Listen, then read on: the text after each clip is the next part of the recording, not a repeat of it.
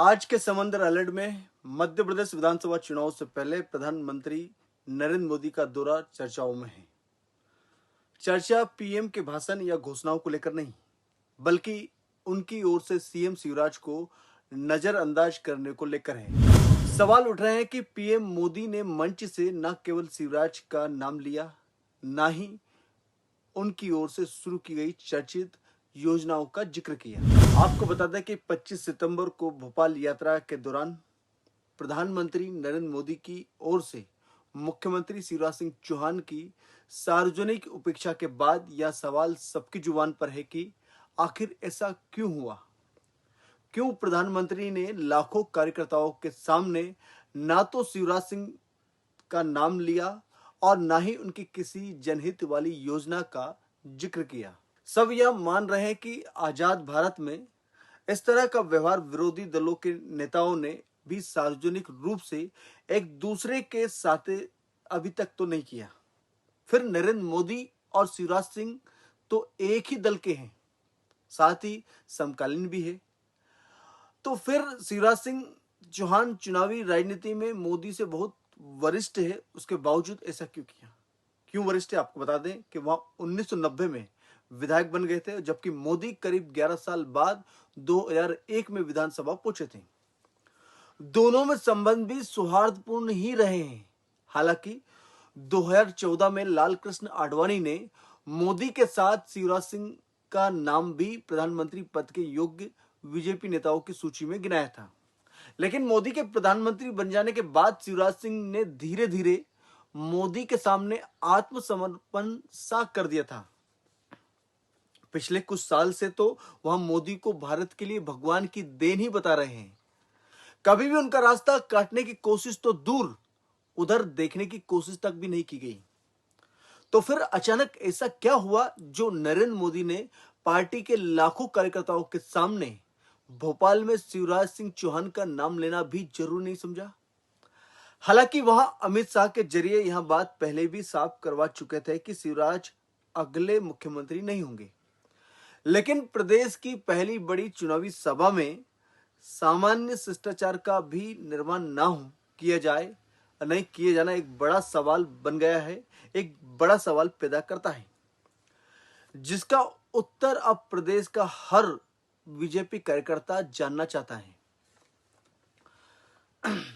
मोदी ने अयोध्या में राम मंदिर बनवाने का श्रेय हासिल किया।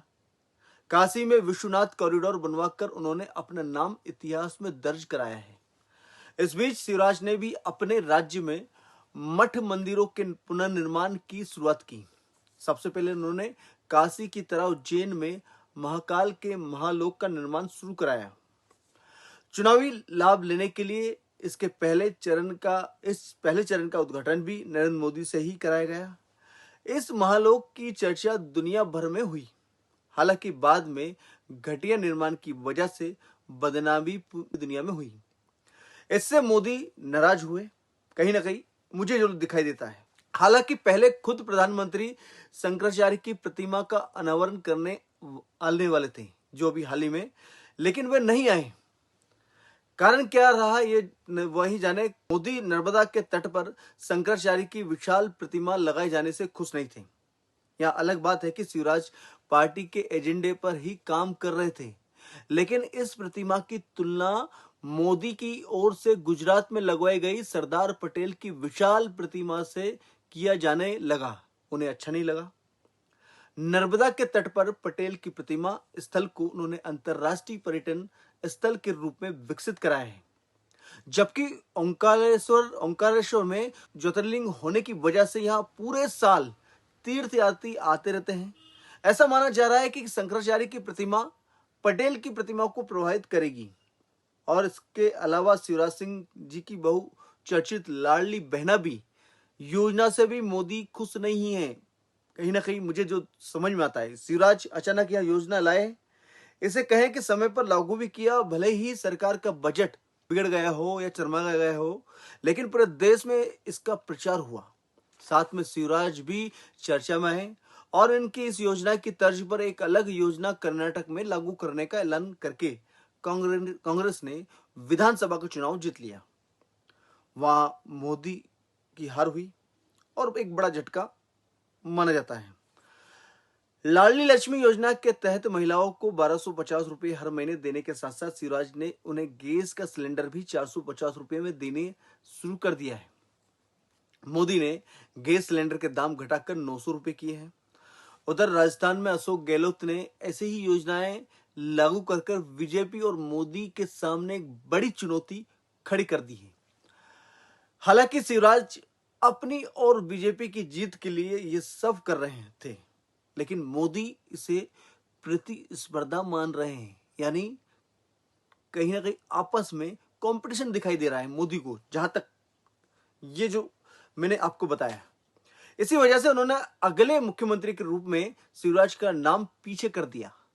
खुद अमित शाह ने भोपाल में यह कहा था कि मध्य प्रदेश में बीजेपी सामूहिक नेतृत्व में चुनाव लड़ेगी और दिल्ली की लड़ाई मोदी के नेतृत्व में ही लड़ी जाएगी। अब ये चीज जो कुछ भी हुआ है, ये घटनाक्रम, क्योंकि देश के लोकतांत्रिक इतिहास में यह पहला मौका है जब किसी प्रधानमंत्री ने मंच पर मौजूद अपने ही दल के वरिष्ठतम मुख्यमंत्री का नाम तक नहीं लिया। अपने राजनीतिक विरोधियों के साथ उनका सलूक पूरी दुनिया ने देखा है और रोज देख रही है, लेकिन अपने ही दल के वरिष्ठतम मुख्यमंत्री के साथ ऐन चुनाव के समय उनके इस व्यवहार ने पार्टी कार्यकर्ताओं को चौंका दिया है।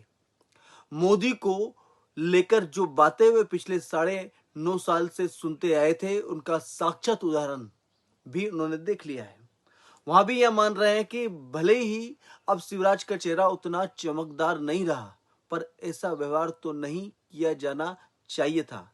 लेकिन यह बात आज मोदी से कौन कहे, देखा जाए तो कौन कहे मोदी से।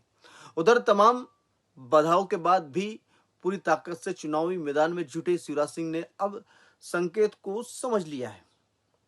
शायद यही वजह होगी कि इस घटना के अगले ही दिन उन्होंने अपने मंत्रिमंडल की बैठक के बाद इस तरह का भाषण दिया, जिसे उनके विदाई का संकेत माना जा रहा है।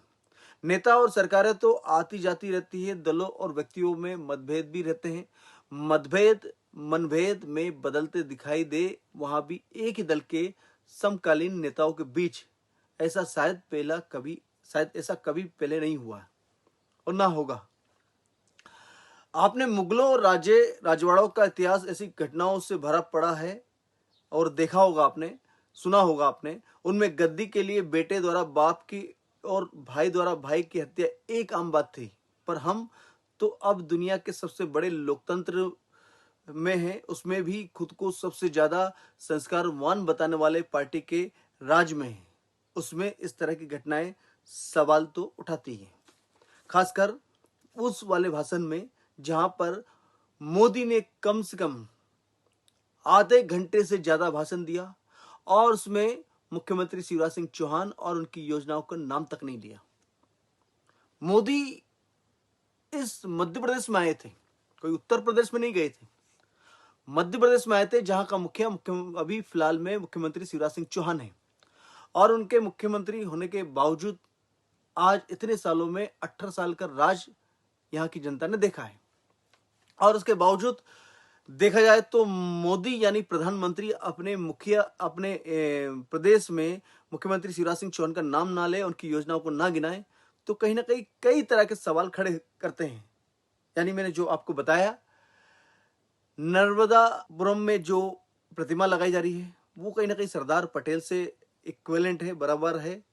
उनकी इस अनावरण में पहुंचे भी नहीं थे, और बहुत सारी चीजें हैं जो हमने आपको पूरी इस वीडियो में, इस स्टोरी में आपको बताया। आज के समंदर अलर्ट में फिलहाल इतना ही, फिर मिलेंगे नई अपडेट के साथ। देखते रहे दंगल टुडे। नमस्कार। Rabindranath Tagore University Bhopal, only private university in MP to be NIRF ranked for 5 consecutive years. जहां है 600 से ज्यादा company tie-ups for placements, Atal Incubation Center for nurturing startups, Industry Academia collaboration for exposure of real industry world, 20 centers of excellence for research, साथ ही Global Festival विश्व रंग में शामिल होने का अवसर देता है। Rabindranath Tagore University, unlocking potential.